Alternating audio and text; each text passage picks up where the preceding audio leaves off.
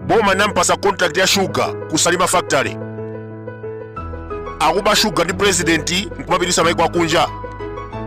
Anapasidwa contract yononga chilengedwe kunyika. Deforestation yonse ikuchitika kumeneko akudula mitengo ndi ameneyu. Anatenga ngongole ya 50 million kunifi osabweza. Ngati mukumbukira bwinobwino, boma nakhulukira ngongole ya 6 billion. List ya anthu okhulukidwa tinayo.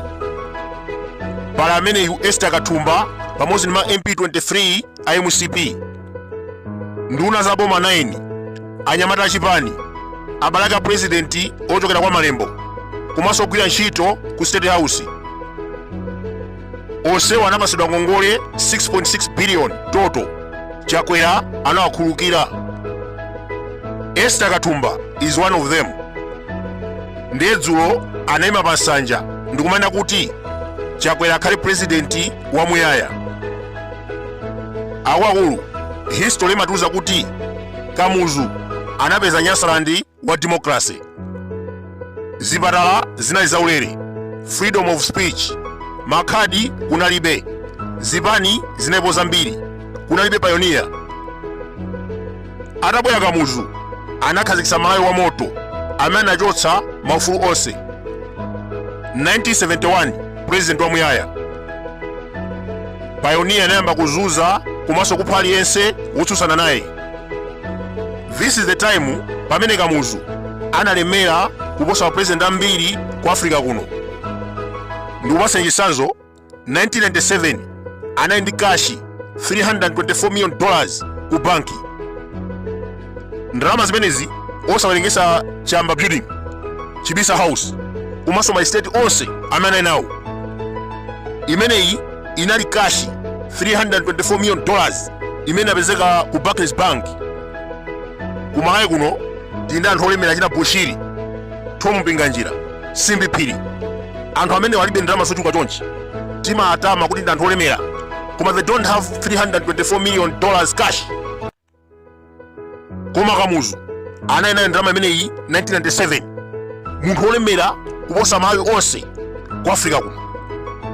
Ndalama zake anazipeza chifukwa cha katangale amene akulula anawaponyera kung'ona. Nthawi inake nakufotokozani nkhani ya mtolankhani mkwapatira Muhango amene amakhala ku Zambia atathawa ku Malawi kuno chifukwa maululu nkhani za katangale.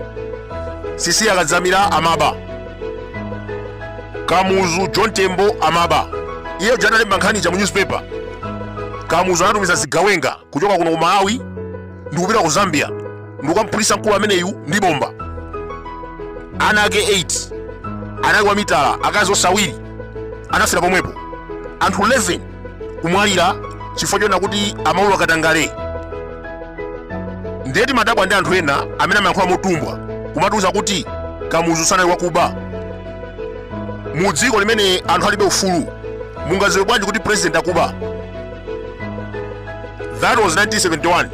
Lero 2024 Esther Katumba mbava imene amangidwa 4 years mu nthawi ya muluzi chifukwa chokuba ndalama zoposa $2 million ku Ministry of Education. Komanso panopa akupitiriza kulibera sugar kusalima factory. Anaba 50 million ya nifi akupitirizanso kudula mitengo kunyika.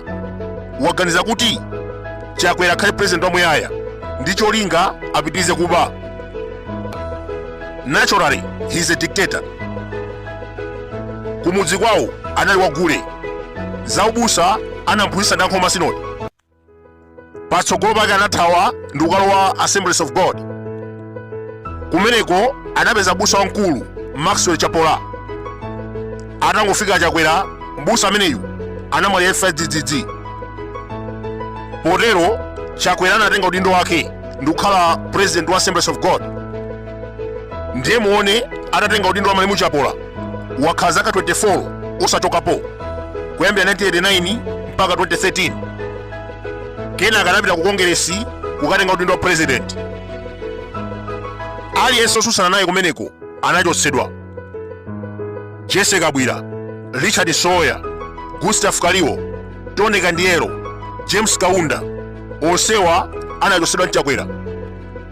Ngakhale 2020 sakanawina president awa anachita kusaina pangano ndi Saulos Chilima, dziko lonse likuona. I say uyimira zaka 5 2025 ndidzayimira ineyo. Iya masigineja kheche pamene paja. Lero akuti ayi zimenezo zakalekale, iwe Chilima kagwere, ine ndipitiriza mpaka 2030. Kodi kukhala matero? Ngakhale akukakamira utsogoleri wake ndi wachitsiru, analonjeza zinthu zambirimbiri sanakwaniritse. Amalawi sakumufuna kumangokakamira. Moyo woyipa umene tikunena ndi umenewu, natural dictator. Anagwirizana Chilima kuti ase 2025 iweyo dzapume ndidzapitirize ne Saulos. Lero kuti iwe Chilima sindikudziwa. Analonjeza 4495 fertilizer ndikudzamukweza kufika pa 100 cha ku 1000. Analonjeza sugar ochipa, analonjeza Tizamanganyika International Airport, analonjeza passport ya 40,000, analonjeza ntchito 1 million, analonjeza zambirimbiri. Kuthesa njala, mankhwala azipezeka zipatala, lero sizikuchitika. Amakonda kutaya chipangano. Chakwera sanambire lero kunama, anali wagule ndakuzani kale. Anachoka pamenepo Ankhoма Synod anamphunzitsa kukhala m'busa, anawathawa ndikupita kwa Assemblies of God. Kumene kuja anakumananso ndi m'busa anakhala naye zaka zitatu, Busa Maxwell Chapola. Anamwera mosazika bwino ndikutenga utendo wake ndikukhala president. Upresidenti wokuti angokhala zaka 5 anakhala mpaka zaka 24. 2013 atamusankha kukhala president wa MCP, lamulo limene kuti zaka 10, kusonyeza kuti 2025 Chakwera sakuyenda kuyimiranso. Koma Chakwera akukakamirabe mpaka 2030. Tikumva Sesta Kathumba, MP okubaucha, akunena kuti ayi akhale president wamuyaya. Kusonyeza kuti akulu amenewa is natural dictator. Akutuma anyamata kuti azikhala anthu ochokera zigawo zina, kuba ndalama za boma mosaganizira mphawi, zoti mankhwala kusowa zipatala, zoti dzira limodzi la nkhuku tugwa 300 kwacha alibe nazo ntchito. Akufuna kumapha anthu amene akuulula nkhani zakatangale, zomwe zija amapanga kamuzu kumaponya anthu kung'ona. Akufuna yambire solero. Masiku ambuyomu nkhani ya achitchola itatchuka, Queen Kapalamula anasaina kalata yopita ku ACP kuti amfufuze mkulu ameneyu mmene anapezera chuma.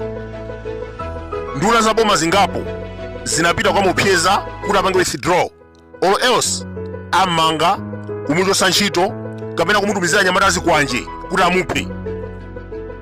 Pomaliza Queen anapanga withdraw pofuna kuteteza moyo wake, chifukwa ine MCP mukuidziwa bwinobwino.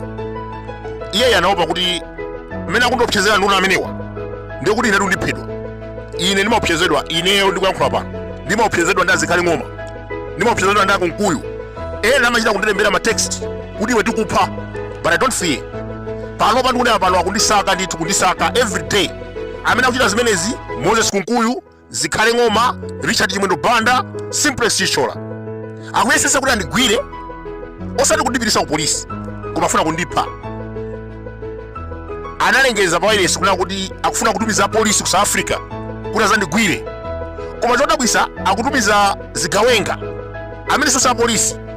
Kodi anthu amene akanandigwira akanandipeza mugaza kuti akanandimanga akanangondipha. So MCP is here kuti azipha anthu osati kumanga anthu. Ineyo sudafuna ndimange, akanakhala afuna kundimanga ku South Africa kuja akanatumiza apolisi, chifukwa amene amanga anthu ndi apolisi. Koma anatumiza zigawenga anyamata achipani amene ndi mifuti ya piston kuti anachita chipongwe. Koma ngakhale nduna zimene zizikopyeza zona zake zona kuti Chichola ndi wakuba, wasanduka billionaire mu zaka ziwiri. Amalawi ziwani kuti MCP ndi Chakwera asakaza kuposa. Mavuto akachitika mdziko muno akutinamiza za ku Ukraine kapena COVID-19. Koma mudziwe kuti katangale ndi amene akuchitisa kuti katundu azikwera pansika. Kodi Chakwera akanatenga mabiliyoni ndikukasiya ku makampani asopo, sibwezi pano Ufresh tikugula 400 kwacha, bwezi alipo mpacha pa 70 kwacha kapena 100 kwacha. Koma chimene akuchita akuba ndalama ndikumagulira ana magalimoto 20.